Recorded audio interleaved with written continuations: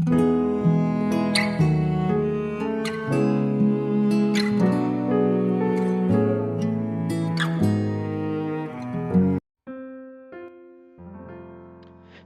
shalom saudaraku dimanapun Anda berada saat ini.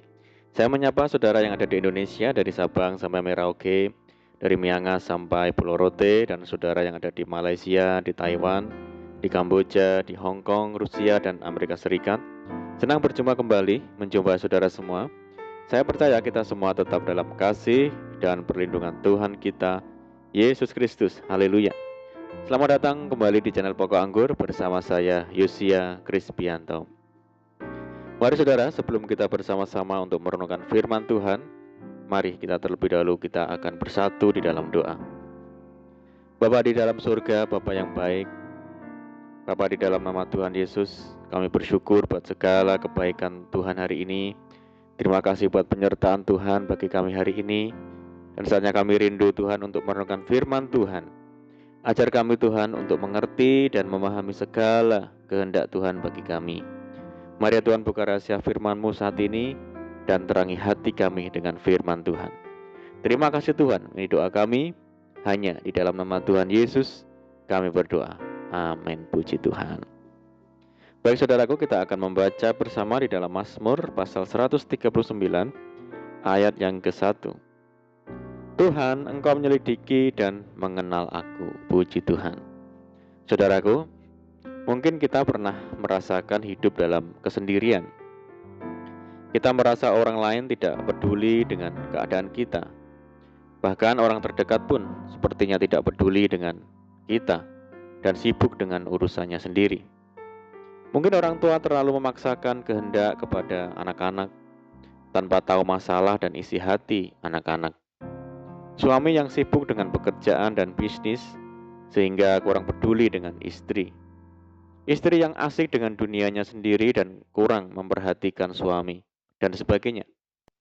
Jikalau kita perhatikan, saudara, keadaan seperti ini adalah wajar adanya, saudara, karena memang manusia tidak bisa diandalkan dan cenderung mementingkan diri sendiri. Firman Tuhan berkata, terkutuklah orang yang mengandalkan manusia. Artinya bahwa manusia terbatas untuk bisa mengerti hati dan perasaan orang lain. Lalu pertanyaannya, apakah kita sebagai orang percaya harus memiliki sikap yang sama dengan orang dunia ini? Jawabannya adalah tidak, saudara. Kita harus belajar kepada Tuhan untuk mampu mengerti dan peduli terhadap saudara-saudara kita. Hari ini kita mau belajar bahwa hanya satu orang yang sangat mengerti dan mengenal dengan baik keadaan kita, yaitu Tuhan Yesus. Hanya Dia yang menyelidiki dan mengenal kita, saudaraku. Tuhan mengerti dan mengenal kita karena Tuhan adalah pencipta kita. Adakah seorang pencipta tidak mengenal dan mengerti apa yang Dia ciptakan? Tidak ada, saudara. Seorang pencipta sepeda motor pasti dia akan sangat mengenal spare part yang digunakan, ketahanan motor, ketahanan mesin, kecepatan motor, dan fungsi dari setiap onderdil motor yang diciptakan. Demikian juga Tuhan, Dia sangat tahu persis bagaimana kita, sebab Dia adalah Sang Penjunan dan kita adalah tanah liat. Daud mampu menggambarkan betapa Tuhan mengenal dan peduli terhadap kita. Daud berkata, Engkau mengetahui kalau aku duduk atau berdiri. Engkau mengerti pikiranku dari jauh. Engkau memeriksa aku kalau aku berjalan dan berbaring. Segala jalanku kau maklumi. Sebab sebelum lidahku mengeluarkan perkataan, sesungguhnya semuanya telah kau ketahui, ya Tuhan. Bukti Tuhan mengenal dan memperhatikan kita adalah yang pertama, Dia mati bagi kita.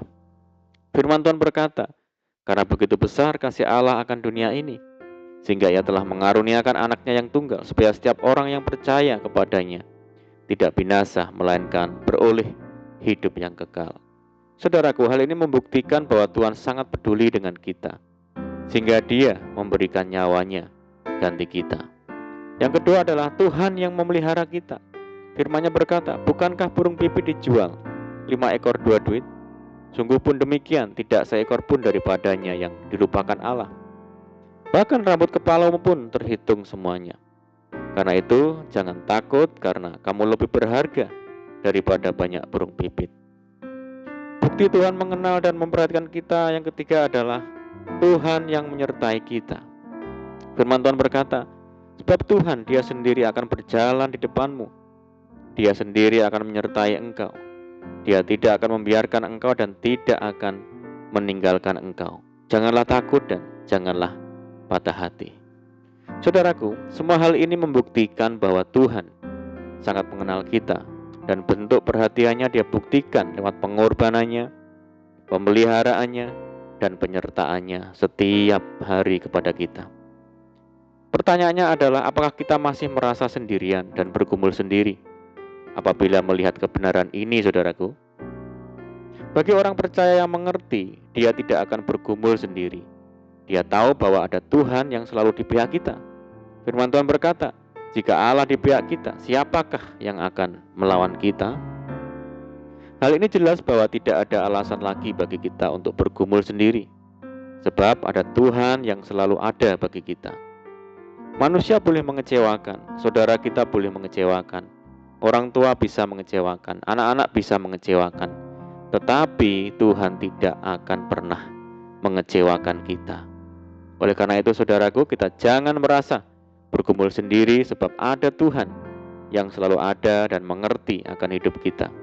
Apapun masalah yang kita alami, mari datang kepada Tuhan. Tuhan yang akan mengerti dan bahkan menolong kita. Amin, puji Tuhan. Mari kita berdoa.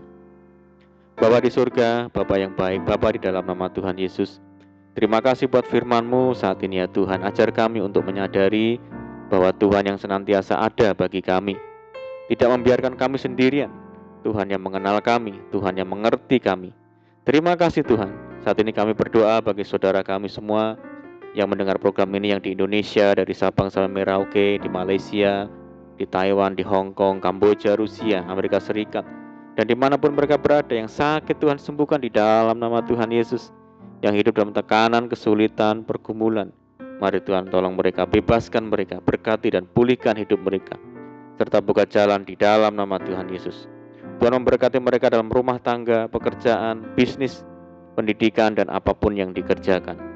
Berdoa bagi saudara kami yang hidup dalam ikatan dan belenggu dosa, mari Tuhan lepaskan di dalam nama Tuhan Yesus. Berdoa bagi saudara kami yang tertimpa musibah bencana alam, Tuhan memberikan pertolongan, kekuatan, dan penghiburan bagi saudara kami. Mereka yang di tempat pengungsian, mari Tuhan tolong mereka, hibur mereka, memberkati mereka. Kami berdoa bagi bangsa kami Indonesia saat ini menghadapi pandemi COVID-19 dan dampak yang ditimbulkan di segala aspek kehidupan. Mari Tuhan berikan belas kasihan-Mu bagi bangsa kami, sehingga bangsa kami dapat mengatasi segala masalah yang ada. Dan pulihkan bangsa kami ya Tuhan, berkati negeri kami. Dan kerinduan kami, mohon belas kasihan Tuhan, kiranya pandemi global ini segera berakhir, sehingga kami kembali lagi hidup normal dan menjalankan aktivitas secara normal kembali. Kami berdoa pada saudara-saudara kami saat ini isolasi mandiri, yang terpapar COVID-19, yang ada di rumah maupun di rumah sakit. Tuhan, kesembuhan Tuhan berikan di dalam nama Tuhan Yesus. Pemulihan Tuhan kerjakan di dalam nama Tuhan Yesus. Berikan sukacita, damai sejahtera dalam kehidupan mereka, saudara kami. Terima kasih Tuhan. Ini doa kami percaya Tuhan mendengar segala seruan doa kami. Hanya di dalam nama Tuhan Yesus kami berdoa. Amin. Puji Tuhan saudara, kita sudah berdoa. Saya percaya saat ini kita dikuatkan dan diberkati. Mari kita tetap semangat di dalam Tuhan. Jangan berputus asa, tetap berdoa. Bersukacita senantiasa, sebab di dalam Tuhan kita sanggup melakukan segala perkara. Selamat malam dan selamat beristirahat. Doa saya menyertai saudara semua. Tuhan Yesus memberkati. Haleluya.